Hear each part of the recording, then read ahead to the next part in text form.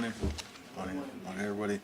I mean, with the press and, of course, the viewing and listening public.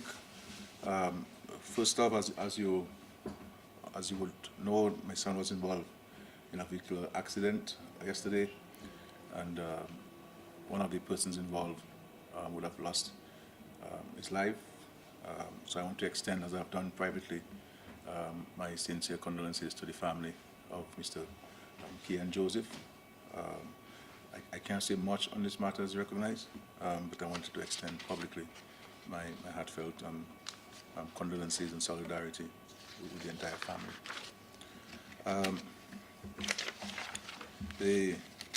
Of course, I want to thank you again for attending this press conference. I am happy to be with you this morning after some time off for obvious reasons with various engagements overseas. As you know, in the past weeks, I traveled to Trinidad for the 50th anniversary celebrations of CARICOM, and also for a CARICOM head-to-government meeting, and I assumed the chairmanship of CARICOM on July 1. We have just concluded as well our 2023-2024 budget presentation and debate, and also during that time I participated in the EU CELAC meeting in Brussels. However, I am extremely committed to these press interactions because it is important to keep the public informed of the work of this government, and of course hearing from the press in regards to the concerns and questions which the public would have and you'll be aware of, and you need clarification from myself or ministers. Let me begin by offering congratulations and best wishes to the management and staff of the Canadian American School of Medicine on the hosting of its inaugural white coat ceremony yesterday at PCAT Portsmouth, and of course it signaled the official start of that very important school in PCAT Portsmouth. This is a welcome development for Dominica, particularly for the people of Portsmouth and the North, who stand to derive social and economic benefits over the long term from the school's operations.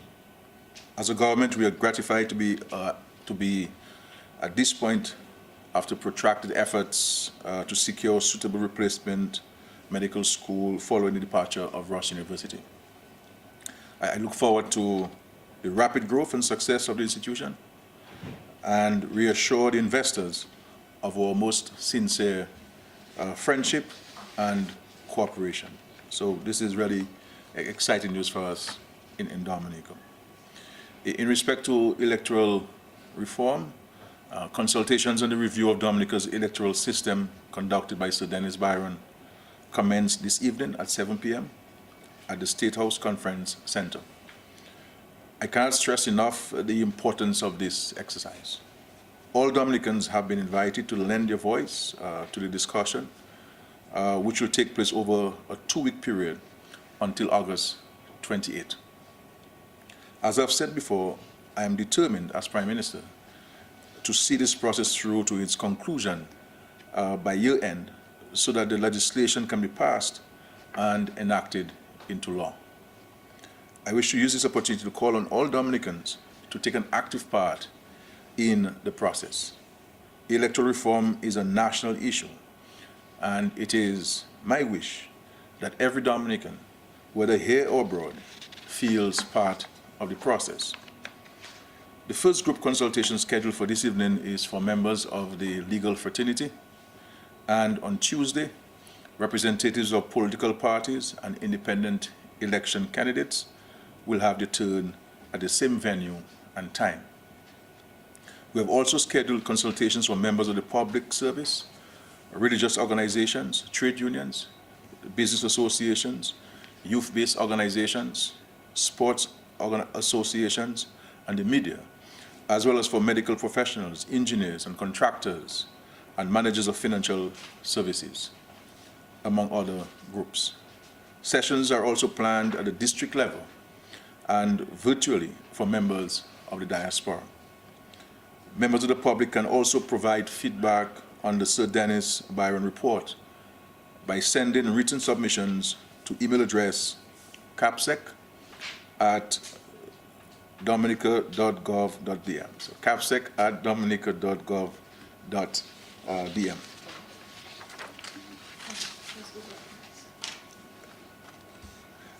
The Organization of American States, the Commonwealth Secretariat, CARICOM, and the OECS have all taken up my written invitation to send representatives to attend and observe the consultations. And they have arrived over the weekend. So they're all here in Dominica and will be part of the consultation starting this evening. A full schedule of the consultations will be made available to the public later today so that you're kept fully informed. The consultation will also be broadcast live via the GIS and also DBS. Q95 has also confirmed airtime. They will confirm airtime, and on Kyrie FM as well. So we're trying to bring it as broadly as possible, as expansive as possible, so that all can hear. I want to confirm that the retreat of CARICOM leaders scheduled for Dominica for August 18 to 19 has been called off and will be rescheduled at a later date. And the reason being, some heads were not available, and it was important to have all heads available for this retreat. We are in fact looking at hosting a retreat of the OECS authority, with OECS leaders, on those same dates.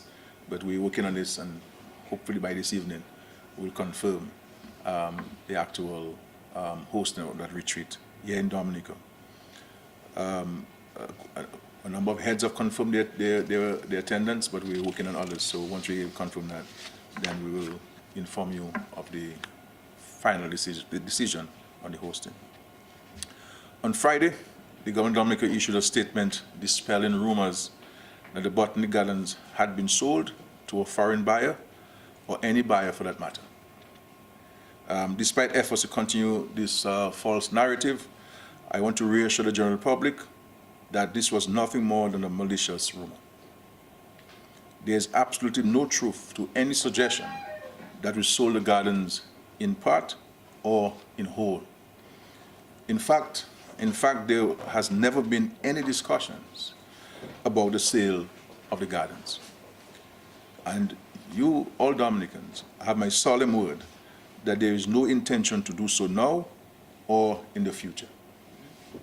Further, I reiterate that the government of Dominica has not approved any development of a golf course at the Botanic Gardens. However, we have and continue to consider ways of improving the aesthetics of the Botanic Gardens, enhancing its natural beauty, and ensuring the general safety of all who access the grounds for play and recreation.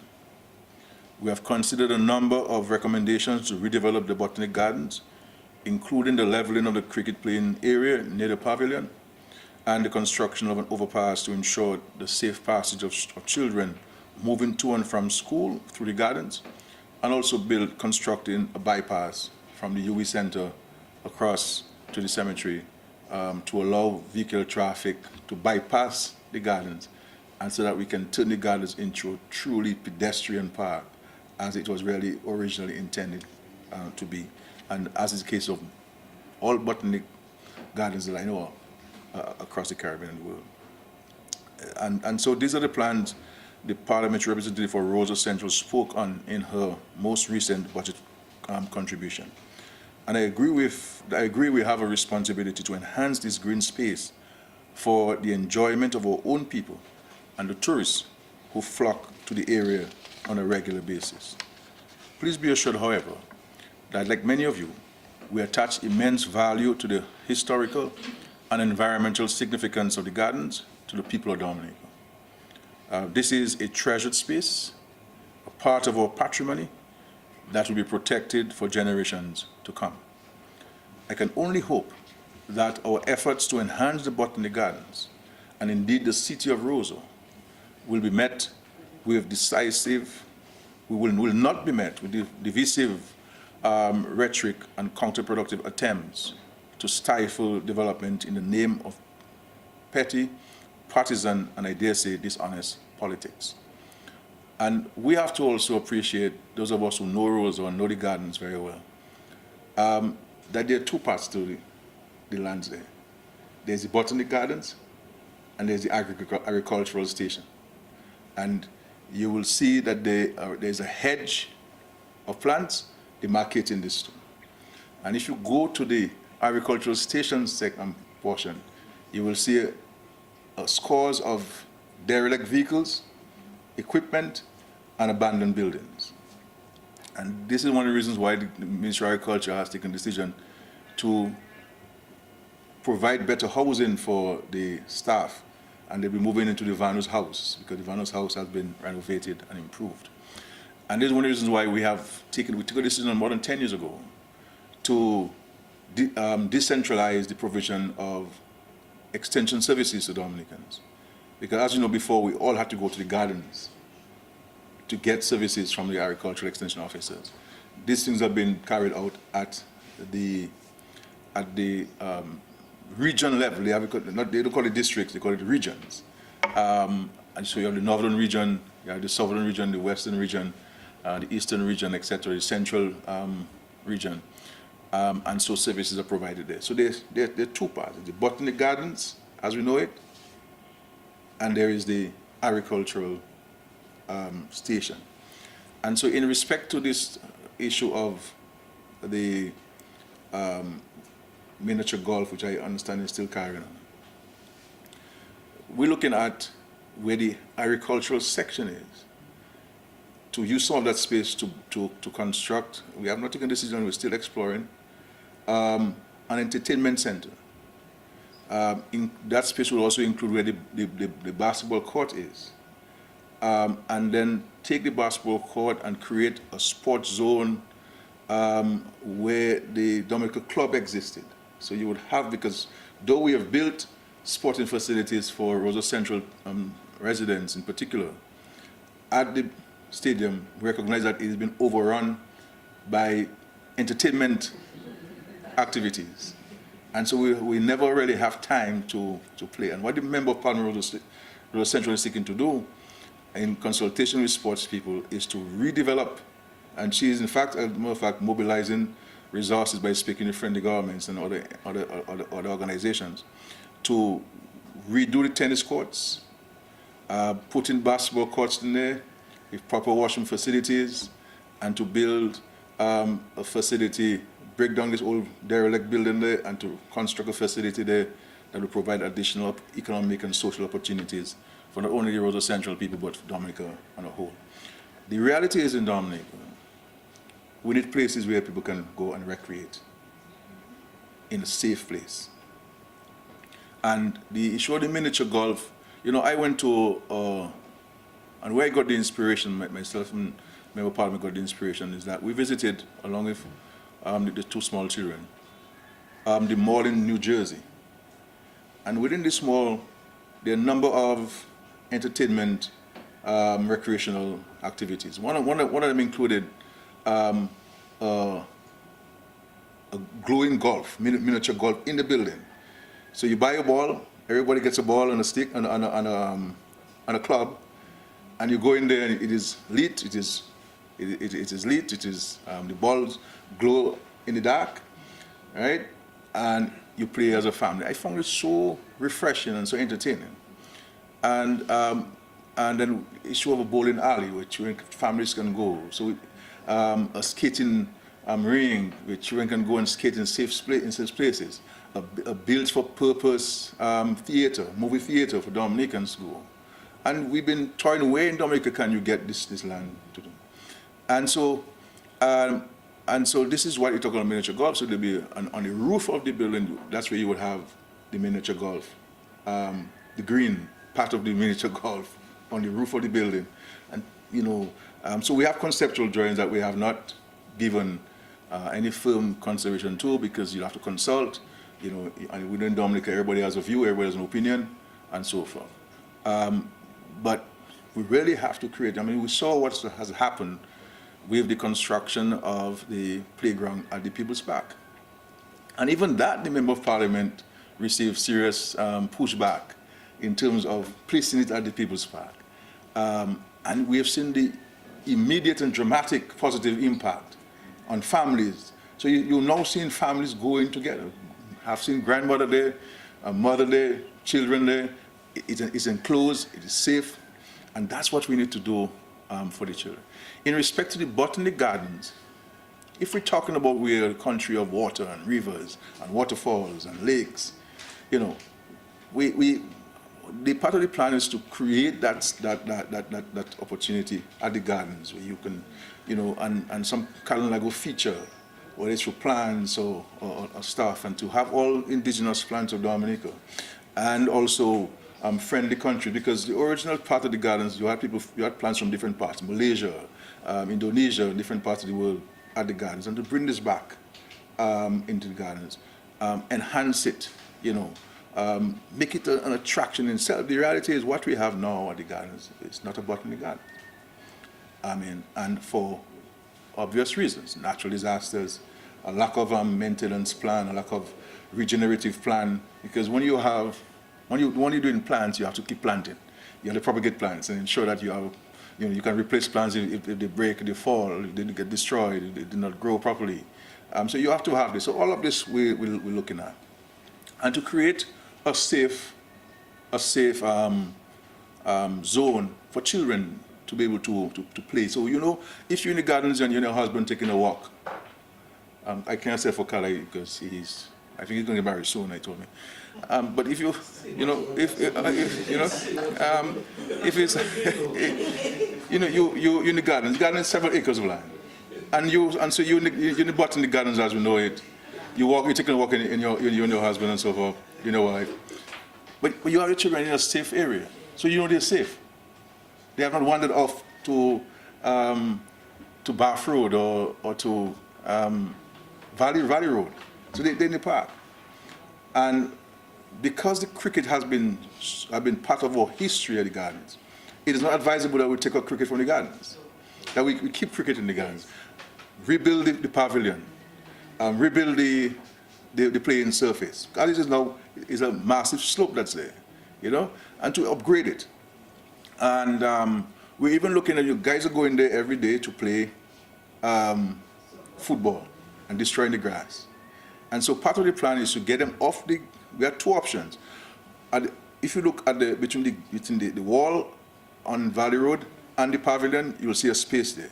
The plan was to either put an artificial surface, small goal section for them with lights, so they can use that. But we also have plans to do a playing field for the Roseau environment and other locations. So you could use that space there, fence it up nicely, artificial grass, so that guys can play their football and not on the Botanic Gardens grass and destroying the grass and so forth. So, you know, and we've been discussing. There's a proposal that we would also incorporate from Dr. Bully.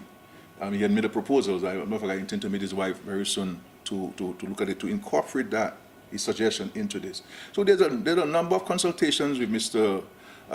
Sorrento has been very, very, very helpful in doing some background work on some recommendations. So we've been discussing a wide cross section. This has been going for years, you know, for years. The original plan for the agricultural section, which I had spoken about publicly, I believe in 2019, I made publicly about why don't we transform the agricultural lands there, the agricultural station land, into a 9-hole golf course. That's where it is. I said so publicly. And we even had conceptual drawings on this thing. So you get water from the Rosa River. You would have restaurants and shops and all people can sell their craft. Because the reality is we have to create additional attractions in Dominica for our tourists and even ourselves, the Dominicans. And how do we get our children off from the Nintendos and all these games and I don't really intend. I'm an old fellow, man. PSIP, PSPs, and my son has all these things, and all of this internet and movie stuff, How do we get them out and so on, And so this is the things that we're seeking to do, but the issue of the sale of the gardens, this would never happen. And as a student of history, as a practicing environmentalist myself, who understands and appreciates beauty and plants, and you need to plant and you need to grow and you need to enhance what the Lord has given to us. There's no way I would support the sale of the gardens to anybody. This is an important space, almost a sacred space, if you were to ask me, for our country. So this would never happen. So, in respect to our students at Grambling University, as I said, I gave them the assurance that this matter will be dealt with. We'll be making payments to Grambling. There's some comments I could make about Grambling, but not publicly. But I want to assure the students that their continuation and the completion of their degree program is assured, and so the anxieties can be managed. Extension of the airport, that's the Douglas Charles Airport. By way of update, I want to inform the country that extension works on the runway at the Douglas Charles Airport have commenced. Without getting too technical, the runway will extend westwards to give aircraft an overall available takeoff run of 1,936 meters from runway 09, that is from the mountain end, and up from the current 1,756 meters. The extension will have the added benefit of increasing the declared landing distance available on runway 27, that is from the sea end, by 67 meters to a length of 1,808 meters. The runway will also be grooved to increase safety when wet, thereby increasing pilot confidence on landing. I assure the public that these improvements are in keeping with the standards of International Civil Aviation Organization, ICAO, and meet the approval of the Eastern Caribbean Civil Aviation Authority. As we have said, the upgrades are critical to secure increased direct flights from the United States of America and other tourism source markets, and for the realization of Dominica's visitor arrival goal of 500,000 stay-over visitors by 2030. The works are expected to be completed within 3 months of the start date. On the construction of the international airport, works are progressing very well and on schedule. I want to also say that there are currently 207 Dominicans employed on the international airport project, and as the project implementation intensifies, more Dominicans will be engaged. We can certainly engage in excess of 1,000 Dominicans if we can get that number employed on the airport in doing various things. The engagement of local trucks, not only, and heavy equipment. As well as this morning, I had a meeting with both MMC and the contractor, and in the next few days, they'll be making proposals to heavy equipment operators who they've been engaging on the rates for the engagement, and we will see those persons engaged very soon in terms of heavy equipment operators. So this is a simplified update on international airport. There are many parts to it. There are many things happening at the same time at the airport, but certainly we thank God for where we are now. Also, I want to extend an invitation to you, the members of the press, to the groundbreaking ceremony of the $6,239,896 Chatwell Farm Access Road. That's a road that connects Bellevue Chopin to Pichland. And so one can appreciate how much money we're spending on a farm road, over $6 million. And we look forward to this. The ceremony will take place on Wednesday morning at Bellevue-Chopin. As I said, it's an important link road. There are many farm landowners there, and so I'm hoping that they can enhance their production. It will serve as a bypass in the event of any challenges we have on the main road. And of course, when we're constructing the Loubaix to Bacatel Road, then we will also be able to use that road as a bypass, because there will be critical sections between Bellevue-Chopin and Pichelin where we'll need to construct, and it will enhance the efficiency of the implementation of the project if there were no road users in that section of the road, because of the several retaining walls and water causeways that they have to construct. And so we look forward to you being present at the groundbreaking ceremony. Contract has been signed, so it is not, contractors have been mobilized, but we're having the groundbreaking and the blessing of the site on Wednesday. I will end here and to allow for your questions to me. Thank you.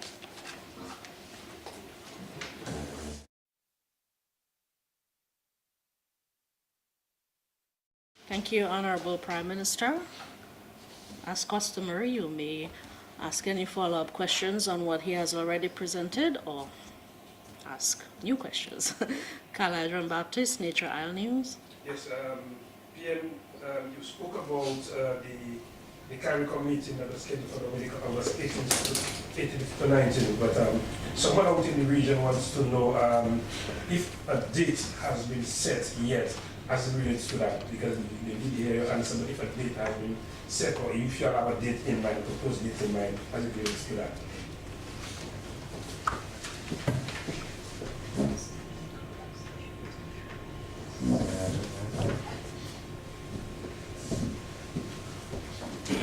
There are no set dates yet.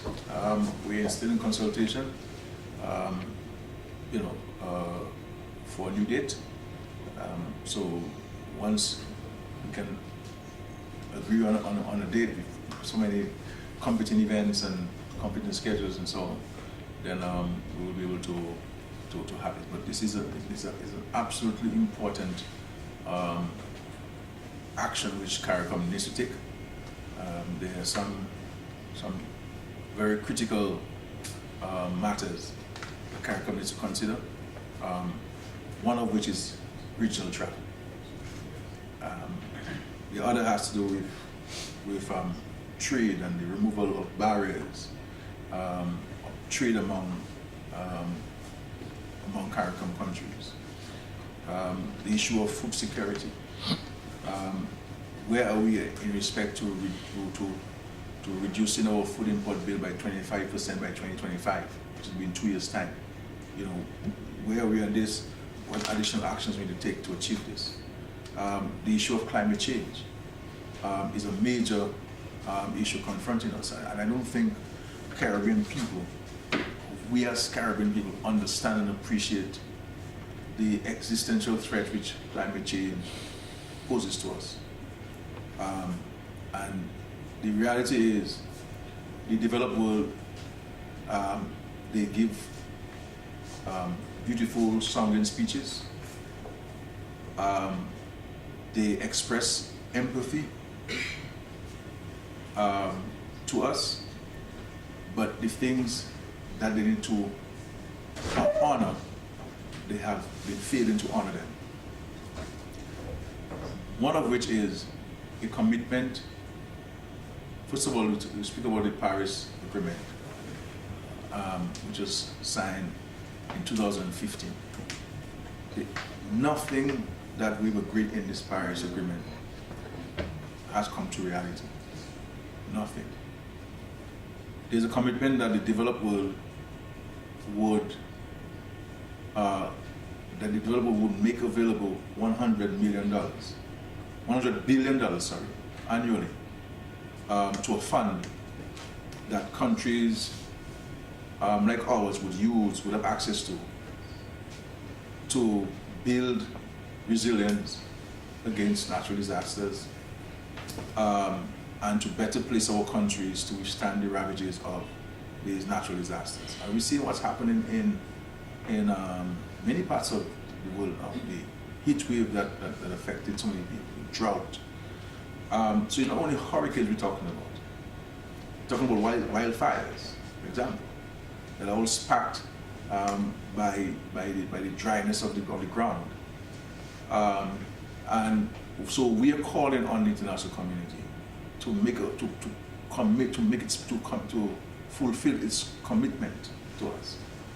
And so I was in Barbados last week, where we held a meeting with the incoming president of COP28, the Conference of the Parties, that will be held in Dubai in December. And one of the matters which we placed at the feet of the incoming president of COP28, Sultan Al Jaber of the UAE, is to get the developed world to fulfill their obligation of making $100 billion a bill. Because every time we go to a COP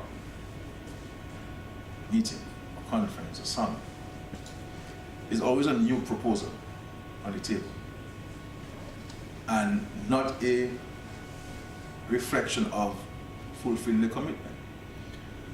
And when they made this commitment of $100 billion, it was always the understanding of all parties that it would be in grants. Now they're talking about private sector financing, you're talking about loans and all kinds of things. But it's always about grants. And as we've said to the international community, and I said so in Barbados last week,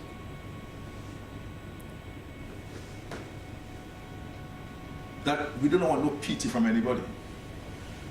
And injustice has been meted out to us, because climate change is as a result of the behavior and the practices of the developed world, the industrialized world, which is affecting us. And so it is akin to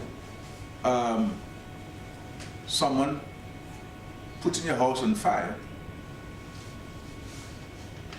and the need for the person to compensate you. So it's really compensation. You know, so as I've said to the developer, we really should be in court with you. But we're seeking to have an out-of-court settlement on the matter. And so it's important for the various organizations and institutions and yourself, the media, to be part of the discussion on climate change and not let it be appear to be only government issue. Because this will have, as we've seen in Hurricane Maria, will have an impact on all of us. All of us. And therefore it requires the engagement of all of us to be part of the process of finding a resolution to this issue and getting the international community to make available the $100 billion to us. If we leave Dubai in December of this year with nobody delivering a check, it would really be an unfortunate thing for us in development. We understand that a lot of geopolitical issues around the world taking place, but we're in a war. When I addressed the United Nations in 2017, you know, we're in a war that we did not start. You know, and so it's important for us to be advocates, especially the media, to be advocates on our behalf and pass the message far and wide. Yes. Prime Minister, good morning to you. I have two questions. Yes, sir. In the first round. One of the questions is, you have stated that the government of Dominica will embark on some aggressive campaign to restore visa-free access to the UK. Can you tell us how negotiations are going on with the authorities in the UK? Thank you. That's my first question. The second one would be, have you begun consultation with the opposition leader on a new president for Dominica? I think we are in the month of August. I think we are. Yeah, we are, in fact. I was just You said that, eh? Yeah, yes. And a new president is to be elected by October 1st. So have you started that consultation with the opposition?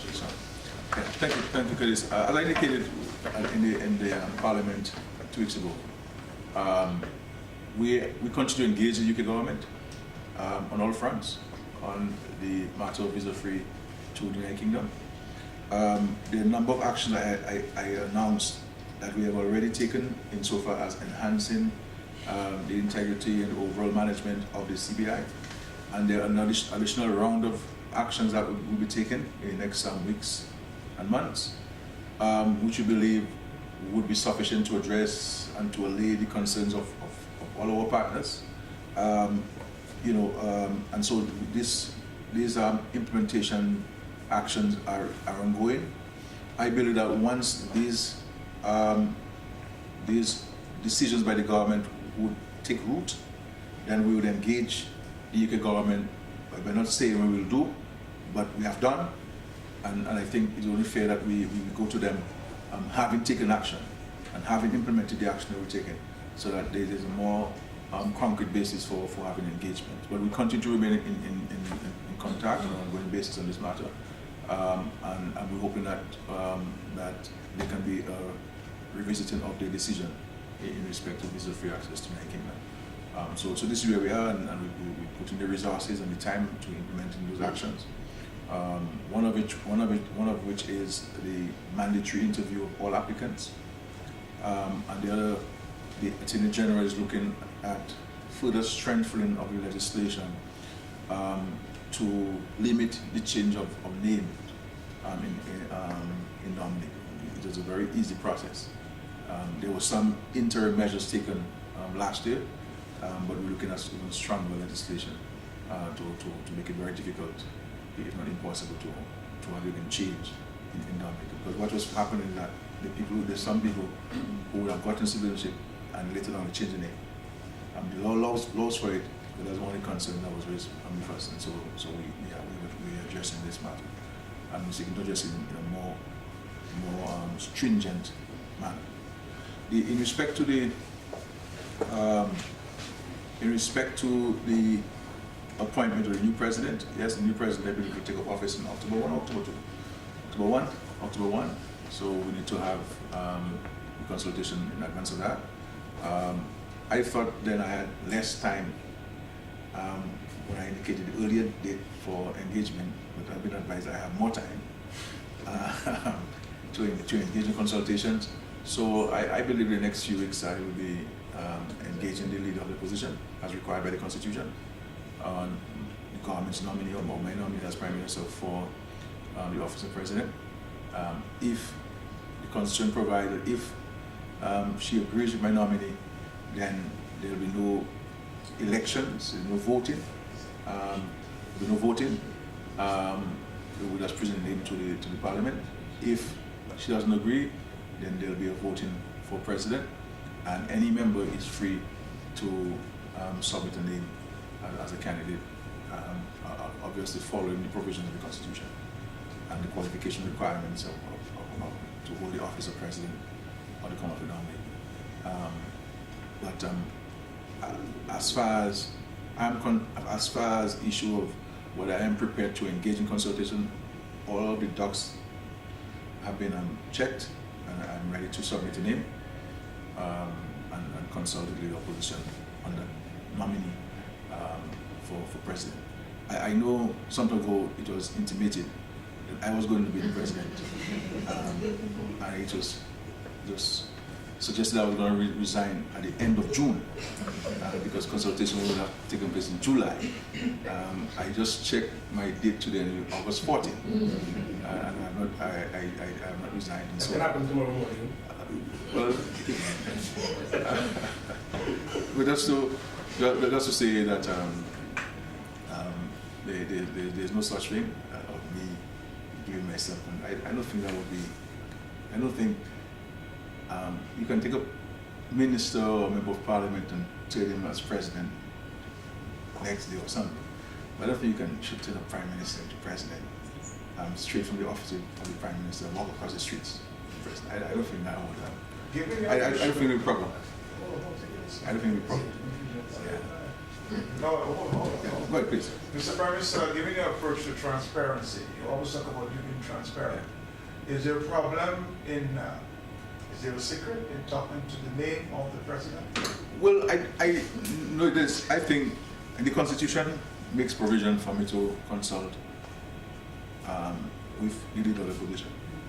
And I don't think it is appropriate or proper for me to share that link in the public domain before having consulted the leader of the opposition. Understand? So I wish to extend that respect and courtesy to the office of the president, of the leader of the opposition, before I can say to the public that this is the government's nominee. Once I would have consulted with the leader of the opposition, whether she agrees or she doesn't agree, then I will inform the country of the government's nominee for president of the company. So I would like to stick to that, to the sanctity of the provisions of the Constitution in respect to that. It also speaks in the very regard that whoever must be resident in Dominica for 3 months. So just Thank you for the legal advice. Thank you for must be the, resident in Dominica yeah, for 3 months. yes, thank you for reminding me of the Just reminding me that. remind me for Yes. to this. But I'm starting to write it. Yeah, it's all of these matters. I've been taking here. We all can speculate. Because we're free to But you said speculate you'll keep to the same mindset, so. on who it is, or maybe, but in due time the whole country will know. Very soon. Prime Minister, let's rewind the tape a bit there and go back to the gardens and the issue of the Yes, sir. gardens. I want to take my time on this one there. Yeah, please. On Friday, just passed, the government of Dominica through this press release, Yeah. I read, the government of Dominica advises the general public that the Botanic Gardens has never been sold to any private, have not been sold, sorry Dion, have not been sold to any private or foreign entity, nor has the government entered into any agreement to develop a golf course or any project at the Botanic Gardens. Any project at the Botanic Gardens. That's just past there. Right. The public is further informed that the proposed plans for the development of the Botanic Gardens being shared via social media were generated 4 years ago, were not considered or approved by the government of Dominica. No. On Saturday night, sir, you on the radio saying something completely different. Is that there confusion? Is there conflict? What's going on? No, if you say that I said something completely different, you must say what I said on Saturday. Yeah. I did not say anything contradictory to what was said by the press release on Friday. I can say to the country without any fear of contradiction that we have no agreement whatsoever with any entity on the redevelopment of the Botanic Gardens, or any kind of project whatsoever. As the country has known, I have expressed myself about the gardens for many years, and it continues to preoccupy my time. Cabinet needs to tell you, almost every cabinet I raised the issue of Botanic Gardens, I raised the issue of beautification, I raised the issue of cleanliness in the country, I raised the issue of the environment in the country, I raised the issue of planting trees and flowers and keeping our country clean and beautiful, because that's a major preoccupation of myself. But I can say there are no projects. There have been proposals. There have been iterations of what the garden should look like, what the section of the agricultural station should look like. But there's been no agreement signed or approved, no agreements, no contracts, no project on proposal approved by the government or myself acting as Prime Minister. None whatsoever. There have been no discussions whatsoever about the sale of the gardens, far more for it being the sale of the gardens.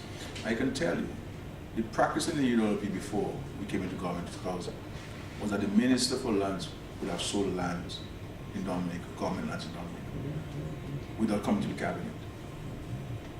We stopped that in 2000. So any lands that the government is acquiring or selling must come to the cabinet, must be approved by the cabinet, and must go to the president for the president's final approval, because all state plans are vested in the president of Dominica as per the provisions of the Constitution. And so that's the process we have to follow. So the facts are, which I stated in the press release and which I stated in my radio intervention. Because the talk matters, you know, better than me, is that we sold the gardens. That's what people started with. We sold the gardens. This is not true. I said so in the press release, I said so on Saturday, and I'm saying so this morning. And secondly, that we are going to build a golf course in the gardens. There's no design for the golf course in the garden. As I said, there were conceptual drawings for the agricultural station section. We moved away from that. And there's a discussion about looking for a place for an entertainment center. And this is what the part of Rosa intimated in her contribution to the budget debate. The miniature golf that I spoke about, the glowing golf. And you can go online and we have developed some concepts. You can go online and look at what the glowing golf is. And on top of the building, there's also a green miniature golf so we can go and hit a ball, as you see on cruise ships and so forth and so forth. And in that building would contain, among other things, a bowling alley, a built-for-purpose cinema or theater, a recording studio, state-of-the-art recording studio, a floor for performing arts and for young children to go and dance ballet and to learn ballet and other cultural folk dances, a skating ring, appropriate restaurants and so forth. You can appropriate parking, and that would also utilize we would have relocated the court on Bath Road by the gardens to create a better opening, entrance opening, and we would have built the bypass so there would be no vehicle traffic in the gardens. As we know, it will become a pedestrian park, so that we don't have to be. Look at this, my friend. When you go to the gardens and the tourist boats, you have 10 buses, coasters of tourists in the gardens, and vehicles coming on both ends of the road. Dump trucks, motor cars, bikes, trailer trucks, hauling containers and hauling heavy equipment. Anybody who is serious about the gardens, as I hear some people who don't have even grass in their yard at their home, and we're talking about the gardens as if it is guru environmentalists. But that's making political history. You know, if the talk was we sell the gardens, and this has been dismissed. So every time you dismiss something, they bring something else. The minister said that. This was scary, but this is with us. You know, let's get serious in the country. Do we want development in Dominica? Do we want Dominica to be enhanced? Do we want Dominica to grow? Do we want to create jobs? Do we want to create the ambience in the country that can attract people into Dominica? And people have choices to go to countries in the world. And people leave their countries with more amenities, more facilities than they come to our country. But they want to experience something. And what do we have to enhance it? You know, we can't let people go to the Emerald Pool or Tito Gorge and they have no change rooms, and people don't want us to build change rooms because we should not bring concrete up there, or we should not have some plywood and paint it in green and ants biting people. That's what we want in Dominica. We must have modern, comfortable amenities to complement the natural beauty that we have. So you want when the aerial tram was built, people were opposed to it, and we saw the impact on tourism. That caused hundreds and thousands of people to come out on the cruise ships. When a cruise ship lands in Dominica, it has 5,000 people. Now all the 5,000 come down. And what do you do to get the whole 5,000 people? You have to create different attractions. You know, everybody who can walk to the Boiler Lake. It's not everybody who wants to walk up 10 or 15 minutes to the freshwater lake. The Trafalgar Falls. Yeah. There are people who want to play golf. There are people who want to watch a movie, the people want to soak in a swimming pool, the people want to soak in the sea, get the sun. The people want different things. And so we go to countries like Dominicans, and we say, well, Dominica should have that. But are we prepared to take the actions to make what we want in Dominica happen? So we go to country, but we fail to pay attention to the process that has been followed to get to what the people have in the countries. And I'm not saying that we have to be in any other country, you know, but there's some things I believe that we have to do in Dominica if we're to grow the economy and to create sustainable jobs and opportunities for people. Because we have to ensure that we can create the platform, the facilitation for people to make money. If people making money, people are buying power. We can consume. You see what I'm saying? So what do we need to grow it? So we talk about this thing, but when these things are to happen, we have an opposition to it. For example, Matt, people who chastise me in particular for not having built an international airport and say, oh, we should have an international airport done because the only country in CARICOM doesn't have an international airport. The same people are opposed to building an international airport. The same people. There are people who are opposed to whaling. They start protesting Dominica whaling. The same people who are opposed to whaling, when we banned Dominica's vote on whaling, they were not happy. Because you know why? Because we took a money source from them. They no more need to have any advocacy in Dominica against whaling.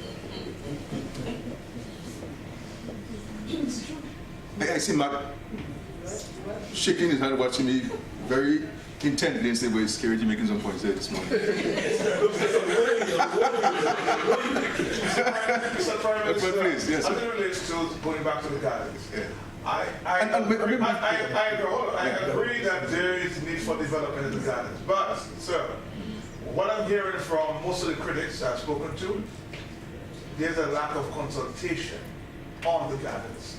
As it relates to the people, No. we see development, we know of development, but there's no consultation on that level. The people of Dublin, on the garden. No, That's a place that belongs to us. No, I respect that. If there's someone who has not been spoken to and who wants to be consulted, they can reach out to us, you know. Or if they have any ideas on what the garden should look like in so far as its redevelopment is concerned, they can write to us. I can say to you, emphatically, that I have taken several delegations of Dominicans to the Botanic Gardens and to speak to them about the vision of the government on the gardens. Many Dominicans from across political divides in Dominica, in the gardens, several delegations over the years. As late as January this year, after the elections, I hosted a Zoom meeting of over 25 Dominicans. Young, progressive Dominicans, different professional backgrounds, different political affiliations, resident here and overseas, and to engage them on the gardens and other aspects like the entertainment center. Where do you think we should locate it? And this is what the government is thinking. What are your views? What are your suggestions? And we also have taken them on site, but I think some issue came up that we couldn't have made it at that date. So I've taken a number of people. We've had suggestions. This is why Dr. Alwyn Bully, may his soul rest in eternal peace, submitted a proposal because he was consulted on the garden. So he made a suggestion as to and this is why we will dedicate. We're going to go ahead with what was suggested by Dr. Bully. I intend to meet with his wife soon, with a rigid case, so that we can advance it and dedicate it to him. Dedicate that water feature to him. Designed by him. His wife has all the documentation. We have a copy of this. We dedicate to him. So there are a number of consultations taking place. Recently, the Ministry of Tourism engaged local plant propagators and landscapers to come up with some concepts, looking at sections of the gardens. Because my view is, if we cannot deal with the entire garden, what the gardens are once, let's look at sections. And so there was a proposal. I saw the recommendation of plants. I didn't agree with some of the plants that were proposed there. You see what I'm saying? So they've gone back to do some other iterations of the design and the use of plants and so forth. So there are a number of people that we've engaged. And so anybody in this country, anybody who wants to consult me or want me to consult them, please, I'm ready to meet you. And I'm ready to walk in the gardens with you to get your views. But this is not what I'm hearing in the public from those who are seeking to protest and all these things. It's unfortunate. That's what I'm hearing. Because if you said I'm going to sell the garden, I have sold the gardens, and I told you no, then okay, sorry, thank you very much for the information. But on the development of the gardens, can I have a conversation with you? That's not what's being said. You understand? That's not what's being said. And this is where lies the dishonesty of those who are engaging in the discussion and so on.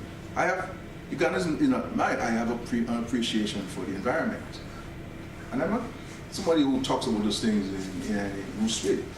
People know me about plants and beautification. You come to my constituency from one end from Blenheim to Penfield. We have plants, and I take this very seriously. And if I go to my constituency and I'm not saying the plant will take care of, I raise issue with people. So I am very keen on the issue of the gardens. But beyond that, I think that the country must engage itself on other things to create jobs and excitement, and we can go with the family and to relax and be entertained, and and this is the vision of the government, and I think we need to pursue it with as much vigor as possible going forward. Yes, Carl. I have a few questions. I'm speaking on behalf of the people. Asked the PM about the third generation Dominicans on a passport. That's some time ago, but I'm not sure where we are now. There are so many athletes out there who want to represent DA, but cannot get a passport, football, etc.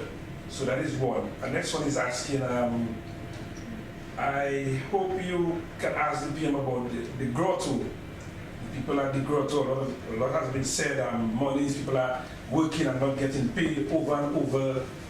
People are crying about that. And the final one for now, just for now, is that there's an episode going on. I think we are into part 5 of Mr. Matthew Walter, part 5 episode going on, and a lot is being said by Mr. Matthew Walter. Do you care to comment on the comments that Mr. Matthew Walter has been speaking about in relation to you? Yeah, please, thank you. With regards to third generation Dominicans, the Constitution does not allow for it. There will have to be an amendment to the Constitution. We have sought to facilitate Dominican people of Dominican heritage who were considered to be part of the national teams, especially football. So we facilitated a couple of people. But it's a discussion that we are having in view of the progressive efforts at enhancing sports in Dominica. The whole sports policy and national sports policy, etc. So this is on the agenda for discussion, but this will require and the implications for this. So I think we need to find a way of how can we facilitate those Dominicans who want to be on a national, who have been identified to be on a national team, and what kind of facilities we can give as we've done in the past. But this requires a legislative amendments to allow it to happen. We brought to home, we provide Go to Home for subvention. We've also been assisted many times with the payment of the difference in staff salaries. I know the Ministry of Social Services have been in touch with them, in discussions with them. They've requested of them certain particulars so that a determination can be made as to the government's further financing of the grotto. All I will say on this is that for a final decision to be made, the outstanding information will need to be provided so the ministry can examine and the Ministry of Finance can examine the cost, the true cost of running the grotto, and so that we can meet the difference from our subvention. But certainly it's an organization that we take very seriously, and we're prepared to support even further. But there's some information that we need from them to make a determination. The issue of Mr. Walter, I'm not in the business of, as you know, I've been the leader of the Labour Party for 19 years. I've never been in the business of responding publicly to any former colleague or current colleague may want to say something or two about me. So I will not comment on this. Neither have I read them myself. I've been only reported to me by some people. But in life you expect those things.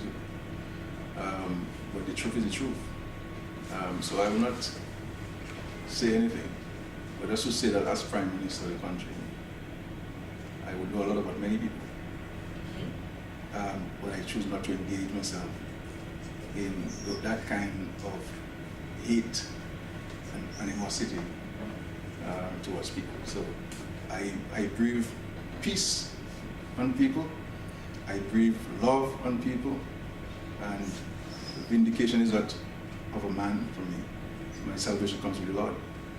So I'm only answerable to the Lord eventually.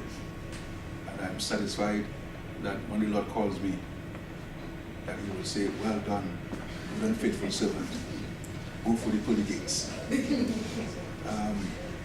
Insofar as my commitment to the country and my commitment to the party, which I have the honor to lead, nobody can question that. You've been diplomatic. Nobody can question that. Nobody can question that. But these attacks are scathing. That's okay. That's okay. And there's nothing that as Prime Minister I'm not used to. And I take my comfort from the struggles of Jesus Christ Himself. And therefore, if it is said, it is written, that He was a perfect being, then who am I, a mortal creature, not to be subjected to the snares and attack of human beings? But my fate is not in the hands of any human being. My fate is in the Lord. And He fights all my battles for me. I have no battles to fight. None. I don't have any hate towards anybody normally. Even my most strident attackers. I have no hate towards people. I came into this job to make a contribution to Dominic. And when the Lord would have said, your journey in this position is over, I will step aside and hand over to who the Lord has identified to succeed me. And I will play my part in the party, wherever the party decides my part shall be played. But I'm at peace. I have nothing to say. Nothing, no conscience. Nothing to say about anybody. Anybody who nothing to say. Nothing to say whatsoever. Mr. Professor, who did the development on the gardens project? There's no developer on the gardens project. They develop it with the government. I said we have not contracted anybody or any firm or any entity on this. In 2019, we started discussions about this matter, and there were proposals. We didn't agree with proposals, and they were not advanced. You understand? There were aspects of them that we believe could work, but there are many aspects that we believe were not appropriate for our circumstance in Dominica, and what the gardens historically has meant for us in Dominica. So we're never gonna give any proposal whatsoever. We certainly agree that the garden needs to be redeveloped and let it be a truly family park. You know, that when you go there, I think they removed the bus, right? No, It's still there? I think that is a historic thing. I mean, that's what we tell tourists since 1979. But you're choosing 1979. We have to go there. This is why one of the things there, even with regards to where the agricultural station is to clean up there. That is now is covered the bush there, and to put all of the fruits of Dominica inside there, so that you can go in and see, know what the cocoa plant is, the coffee, orange, grapefruit. You know, all the Dominican fruits. It's a project that I'm also doing in my own property. I'm planting all Dominican fruits, no Dominican fruits. You know what I'm saying? On the property. So this is what we like to see there. So you know, it's a wonderful place that tourists and Dominicans alike can enjoy and really use as a park of wellness and understanding plans and the history of Dominica. So this is really kind of operation. But the people who are talking about the gardens of the gardens, I know where they live. I don't see them have anything planted. You know. So that's political mischief, and I know Matt knows that very well. But Matt is a host of a program, and he's something like a little sense. When it comes to me to the questions here, nobody asks very serious questions. But he put Matt on the talk show there, and Matt turned into sensation one time. Are you out? Yes. You were out, and the leader of opposition, former leader of opposition, was holding on for you.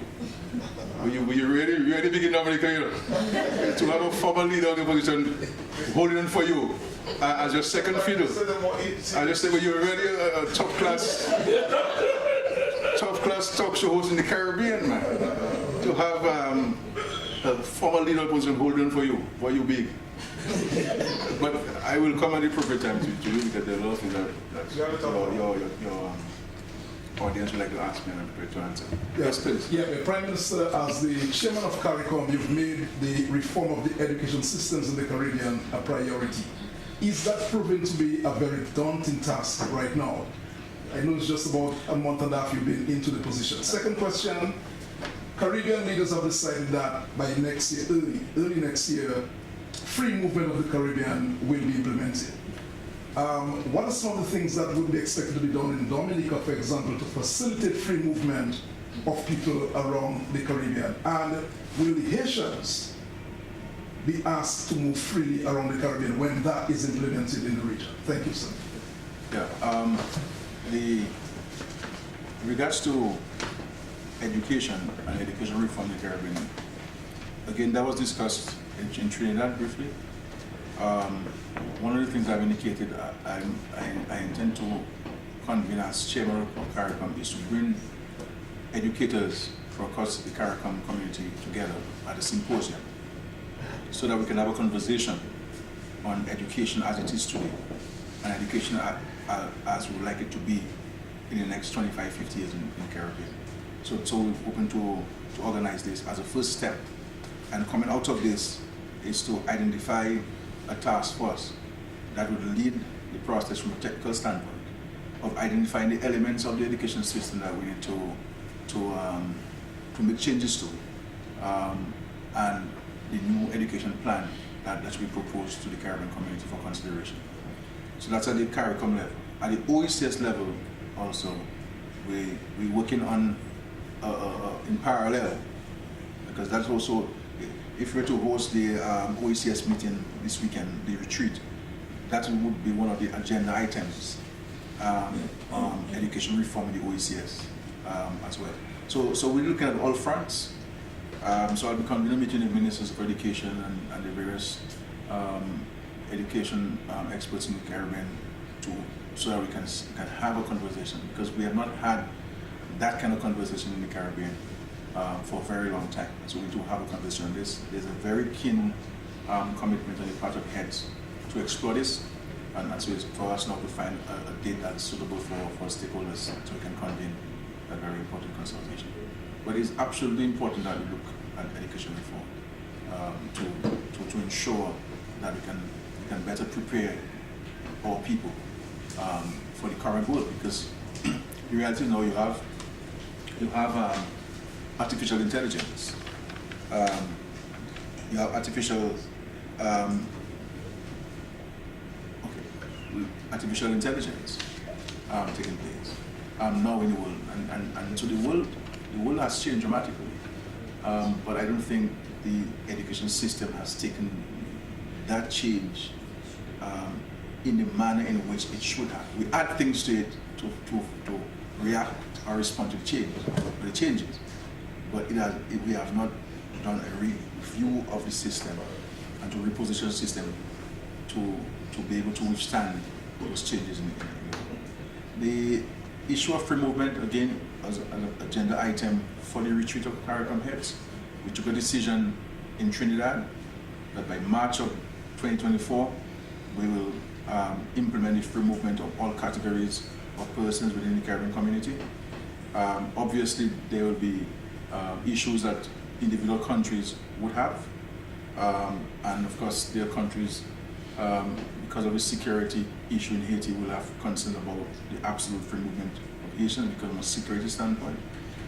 So all of these things we expect to have discussed at the retreat, and to ensure that we put systems in place for the implementation of all categories of free movement of persons within the Caribbean community.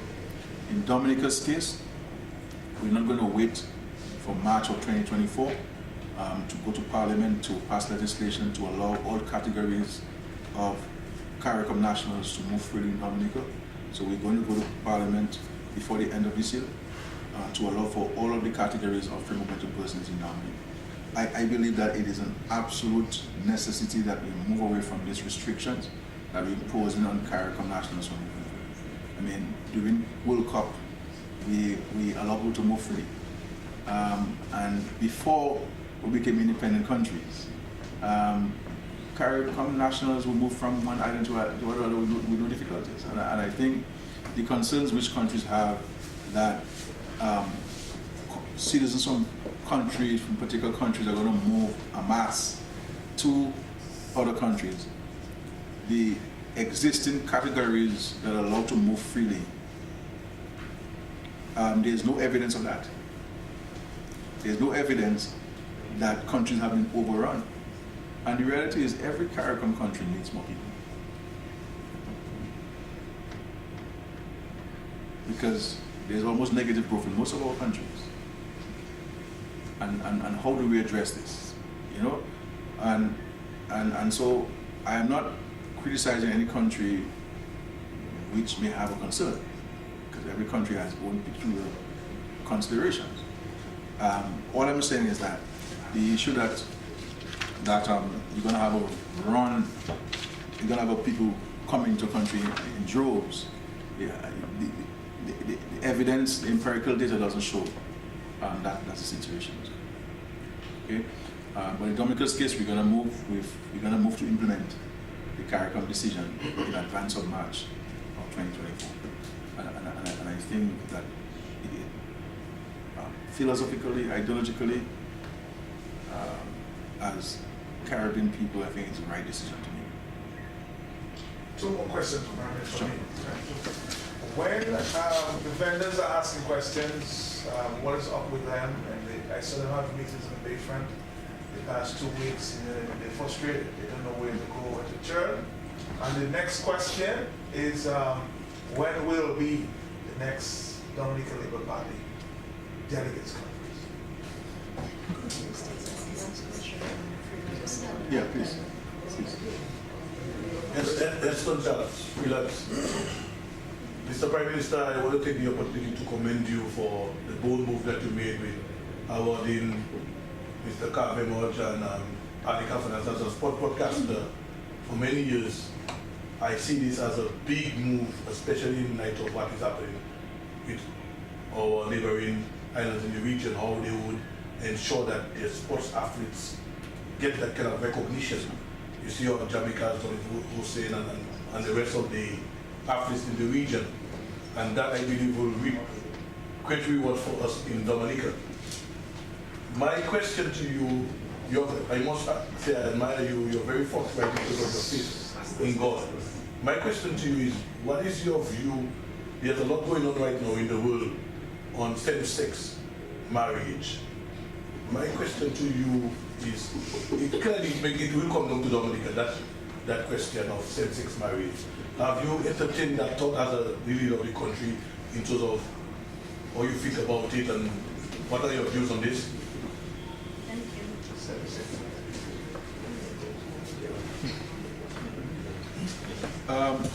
On the vendors, I know that the Ministry of Tourism, along with diaspora, have been in touch with them and continue to be in touch with them and sharing information. I recognize that there's some anxiety in the part of the vendors.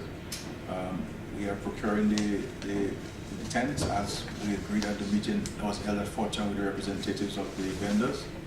I know they've asked to see me, a representative group of the vendors, so I'm hoping that they can arrange sometime this week to see them.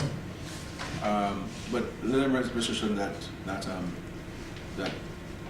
their vending will not be interrupted for the upcoming cruise season at all.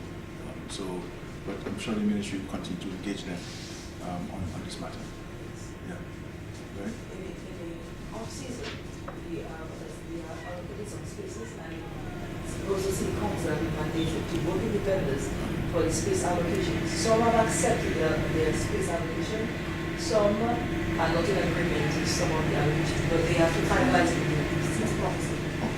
As nobody will pay the off-season. All right, thank you.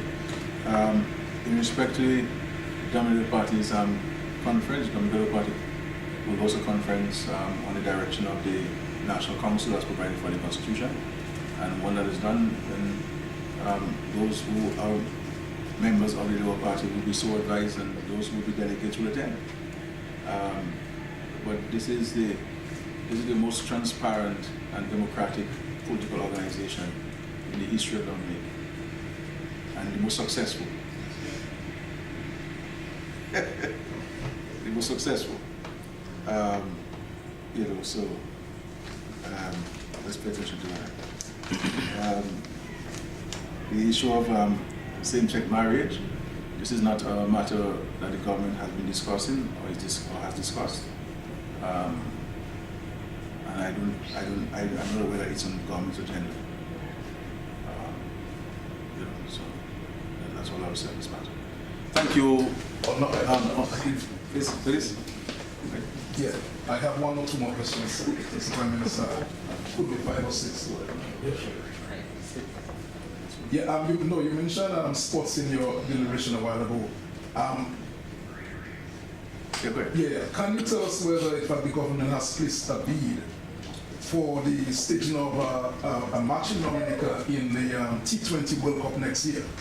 So that will be one, and the other one has to do with, I've asked before, the stevedores and longshoremen at the Dominica Air and Seaport Authority. Prime Minister, you've said that the government would intervene in that impasse. The salaries were cut by about some 33% 21 years ago as the stevedores and longshoremen at the Dominica Air and Seaport Authority. Where is the government on this? Because you've said that you all would intervene, the government would intervene to bring an impasse to an end. On the issue of the bid for the World Cup, we have certainly done that. We continue to discuss with the West Indies Cricket on this. This is why we're working we're seeking to push the lights and to ensure the lights are appropriate lights that could allow for hosting. So the Ministry of Sports can give you more details, and the Ministry of Tourism can give you more details on our engagement with the West Indies Cricket in respect to World Cup 2024. In respect to stevedores, I actually met with stevedores this morning. I met with the union reps this morning, and we had some very respectful and cordial discussions. And we will meet soon because I posed 2 questions to them that they're to take back to the membership of consultation, and they will signal to me when they're ready to meet with me as a second round of discussions. As we've agreed, these are not negotiations I'm having with them, because the tribunal is on, and neither am I going to litigate the dispute or the points of the dispute between DASPA and the stevedore. I'm intervening and using my good offices as Prime Minister because they are citizens of Dominica who have a grievance with a state agency, and I represent the state agency, likewise I represent the citizens of Dominica. So my engagement has to be very carefully done because I don't want to cause injury to either party. And so we're having mutually respectful discussion. They can say that the discussions went very, very well. The decent gentlemen who I met today. And I think the discussion went very well. And they to get back to me. They do signal to me when they're ready to meet with me for the second discussion, because the 2 questions they posted them are not at liberty to share with the public those 2 questions to them. But I look forward to hearing from them very soon. At that second meeting, I'll bring in the DASPA and the Minister responsible for ports and the other government officials would have a part to play in the process of finding some kind of understanding between two parties, because it's really between two parties, the DASPA and the state government. But as I've said to many of them before, the representatives, I caution that we need to find a resolution to this, because so many of the gentlemen, who are in retirement age, and they have since retired, and this remains a sore point for many of them. As a matter of fact, a lot of the anger was directed at me when I had no real part to play in it. But as Prime Minister, you take ultimate responsibility for anything. But I take none of it personal, and I always sought to offer my assistance in finding a resolution to it. I find them to be very reasonable and very respectful, and I believe that we can have very constructive discussions and see how we can find a middle ground that all parties will be satisfied with, that we've finally put this thing behind our backs and move forward in unity on all fronts. I finally want to extend my condolences to the family of Bram Sanderson, who was involved in a fatal accident in Antigua over the weekend. And my thoughts and prayers are with his family and friends. I want to thank all of you for being here. I really appreciate your presence. Your presence enhances democracy. It also enhances transparency and accountability by the government, where you can ask, you're allowed to ask any questions you feel free to ask, and the sincere, honest, and truthful response is given to your questions. And so this is what the engagement really is all about. I thank you. I have to rush to another meeting now, and I look forward to the next 2 weeks where we can meet. But I'm also available anytime, free press secretary, if you have any questions to ask me. Matt, That date is coming. I do hope that you will when you talk to tomorrow, say that, I feel scared and answer all the questions on this garden stuff. So if you have ideas, please send it to me. I'll say to Skerrit next time. And he told me he's coming too. And I'm coming to the Thank you.